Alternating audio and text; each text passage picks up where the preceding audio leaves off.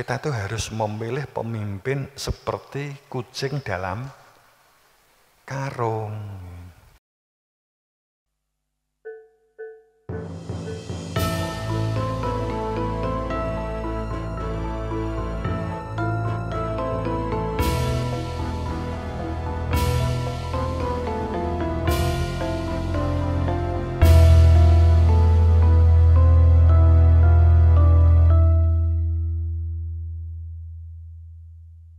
Di dalam surat Al-Mu'minun 44 dan banyak ayat. Tsumma arsana rusulana tatro. Ini tafsirnya padahal sudah benar ya.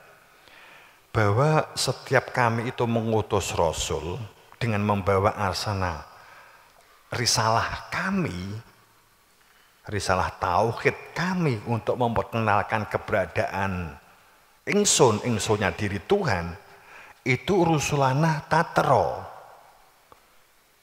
Risalah itu yang membawa mutawatir, tidak sekedar tatro muncul.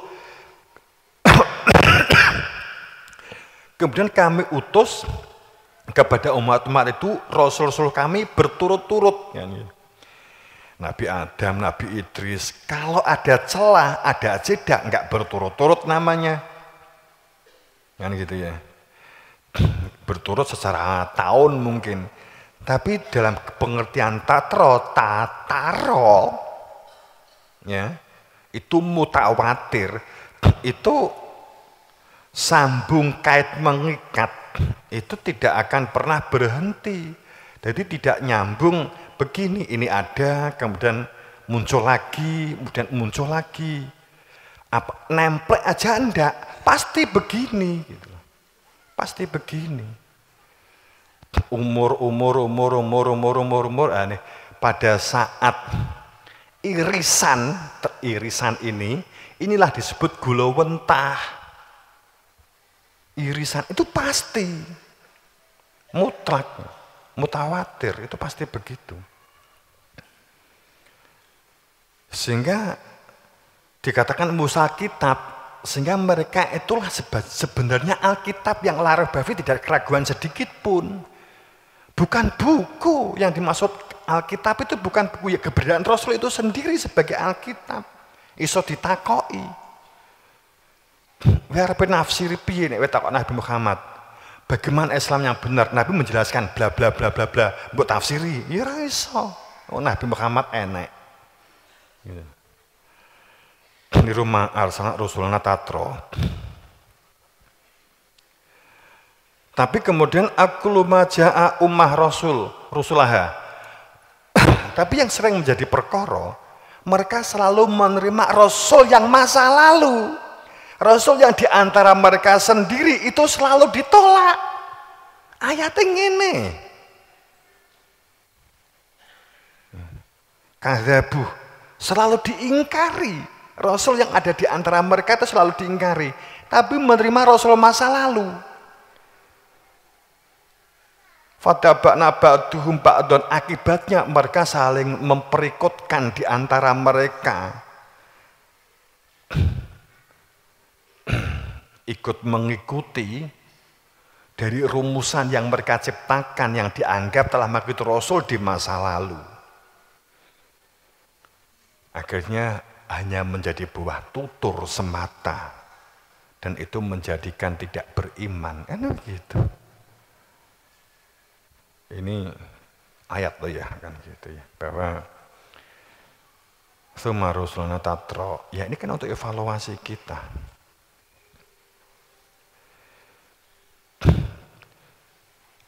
Kemudian ada salah paham keberadaannya sebagai Rasul itu keberadaannya sebagai rahmatan lil alamin.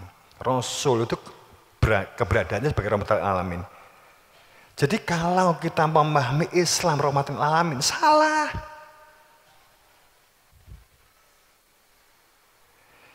Kalau Islam rahmatan alamin itu akan maju, berkembang,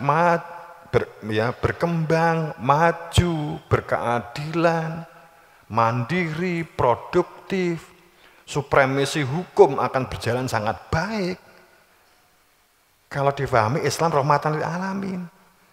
Yang ada di dalam Al-Quran bukan Islam rahmatan alamin, akan tetapi Rasul wa ma'arsalnaka ila rahmatan lil alamin. Keberadaan Rasul lah yang menjadikan rahmatan lil alamin. Rahmah itu titik temu.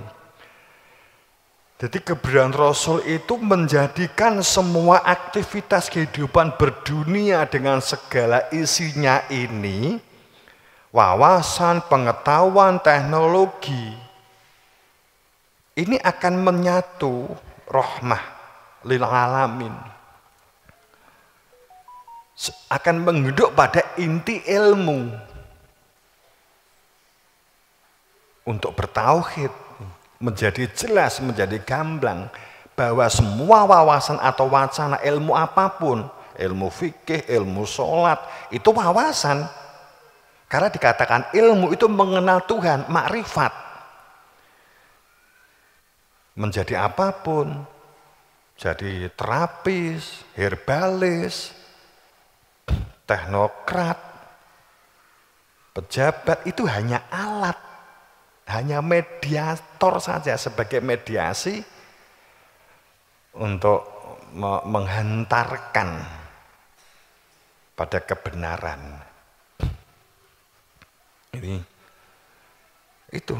Jadi yang dikatakan rahmatan lil alamin itu saat arsalnaka, ayatnya begitu. Ya kita bisa ngomong ngelakon ini yang kan gitu kan. Jadi wa arsalnaka ila rahmatan lil alamin akan menyatu di dalam satu titik temu tentang tauhid. Wawasan-wawasan yang ada itu akan menyuburkan tentang tauhidnya, tentang kehidupannya. Bagaimana supaya disebut bahwa seseorang itu ini pun seperti ada prasyarat. Jadi kalau bahwa dan tidak kami utus rasul-rasul kami itu karena keberadaan rasul-rasul kami itu sebagai rahmatan lil alamin.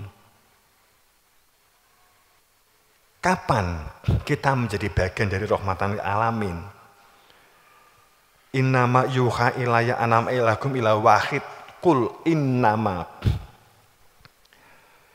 Saat menyatakan dengan sebenarnya wahyu atau memperoleh diinisiasi, ditunjukkan. Yuha itu diinisiasi karena kamu meminta untuk diinisiasi. Wahyu yuha itu bisian, maknanya bisian. Bisian untuk diinisiasi karena kamu meminta inisiasi ilmu, ilayah. Ilmu yang menjadikan kamu itu mengenal Tuhannya sehingga kamu menuju kepada Tuhan di semua aktivitas kamu. Ilahum ilah wahid. Kamu akan ditunjukkan tentang ahadiyat keberadaan Tuhan. Ini syaratnya. Jadi ketemu Rasul, apakah langsung rahmatan alamin? Belum.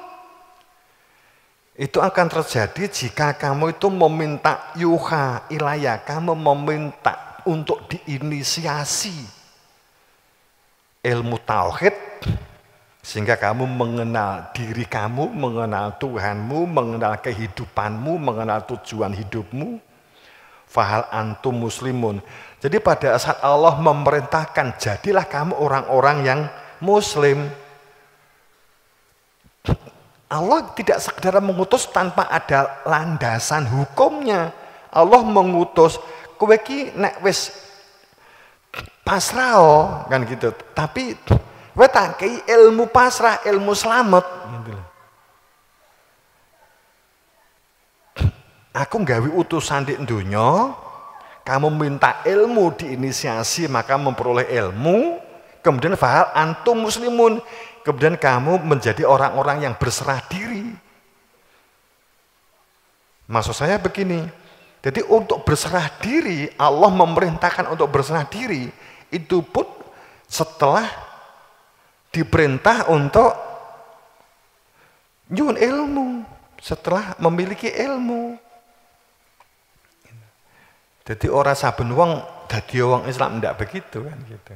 Ternyata begitu di Quran kan. Karena inilah orang yang memperoleh syafaat. Apa rumit jane ya enggak jane sih. Sing rumit itu kan saat kita tuh ketendang gengsi. Waduh, kok ya Muhammad, wong gak iso maca tulis, aku kudu meguru. Madakne awake dhewe kan. Itu menjadi rumit. Menjadi rumit. Kok ya Isa, kok ya Yunus, kok ya Yusuf. Yunus dijemplungi sumur iki. Kok ya Yunus, kok ya Yusuf, gak aku. Ada gitu. La yamlikuna syafa'ah ila man takhadha 'inda rahmani ahdan. Seseorang itu tidak di dalam cakupan untuk memperoleh syafaat. Ila kecuali seseorang itu telah terikat janji aku bersaksi dengan Tuhan yang maha pengampun, yang maha pemurah.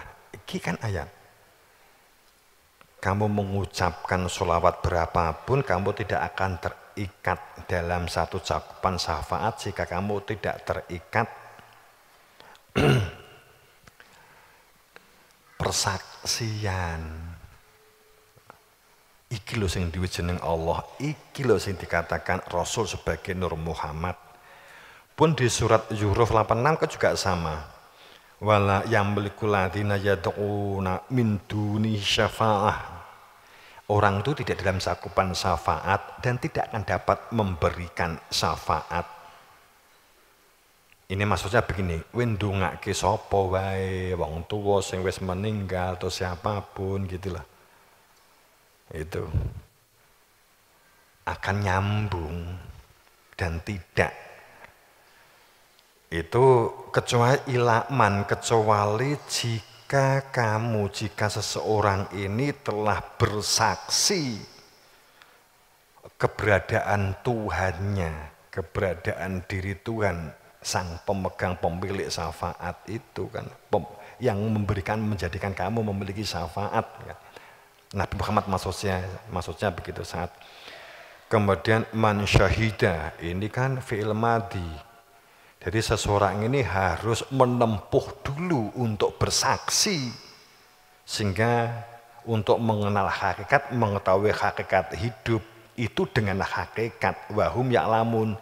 Dan untuk dapat memperoleh syafaat dan mengetahui tentang hakikat, mereka ini ya'lamun, harus dengan ilmu. Ini ayatnya kan begitu. Karena keberadaannya para nabi, para rasul itu adalah sebagai kitab yang la raiba fi, tidak ada keraguan sedikit pun. Tsumma ataina Musa kitab tamaman ala ladina ahsana wa tafsila. Ini luar biasa loh ya. Jadi keberadaannya itu sebagai Alkitab yang tidak ada keraguan sedikit pun saat menjelaskan tentang kebenaran dan tentang tauhid dan bagaimana bertauhid. Tamaman. Sehingga keberadaannya itu menyempurnakan, menghidupkan hati nurani kepada orang-orang yang telah berbuat kebaikan. Dan untuk menjelaskan segala sesuatunya.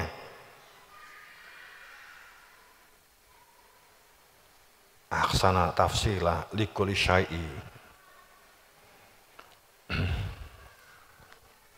Jadi kan sangat jelas sekali. Ini berkaitan dengan maulid.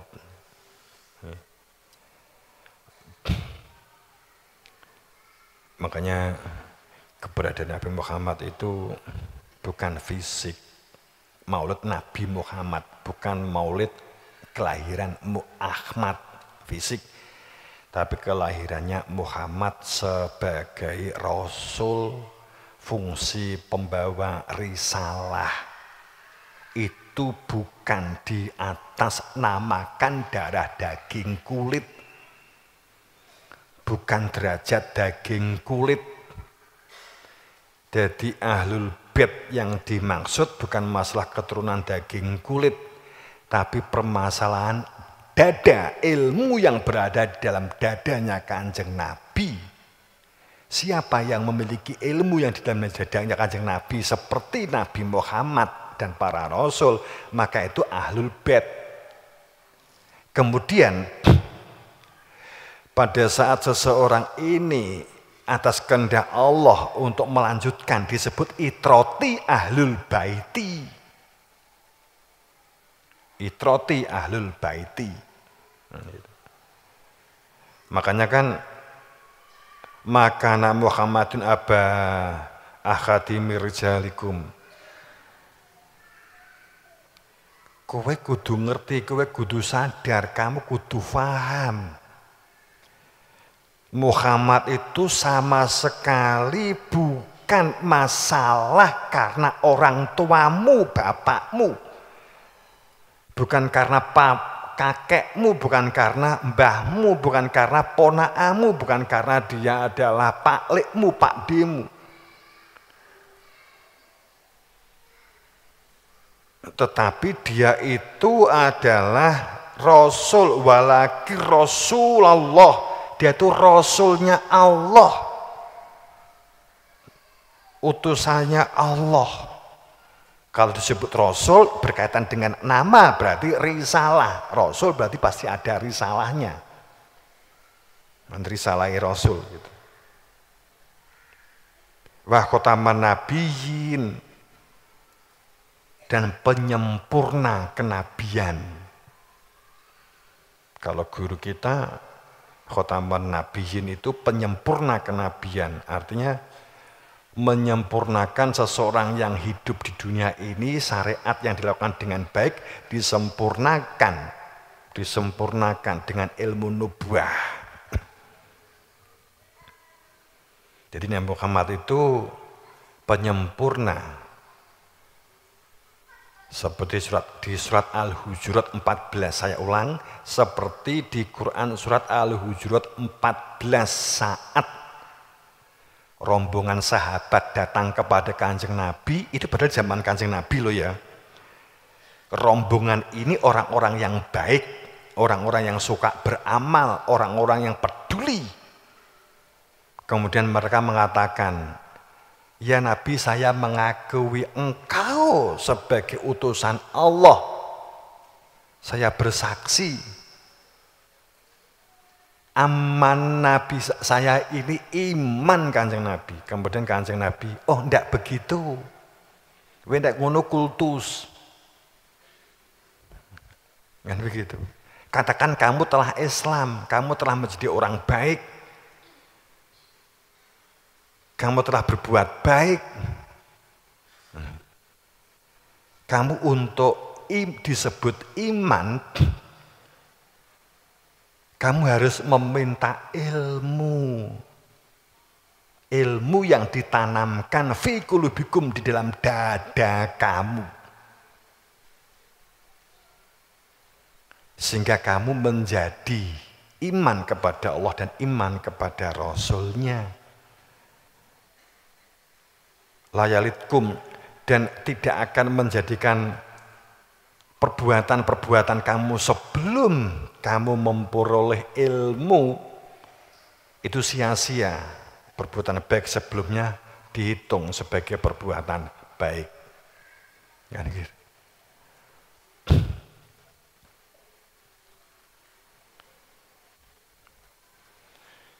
Ya memang tafsir selama ini khotam itu tutupan. Waduh, nek tutupan kan arsanaka Rasul itu diutus untuk rahmatan lil alamin, selesai. Gitu loh ya. Nanti Rasul diutus itu rusulana. Ini logika ayat. Terus bagaimana sikap kita? Yang goleki. Saiki diskusi dhisik kan gitu loh. Mata aku tilangkolabun ala aqabikum. Siapa yang memandang fisiknya? kemudian dikira ajaran risalah itu selesai, maka tidak akan pernah memberikan mundorot sedikit pun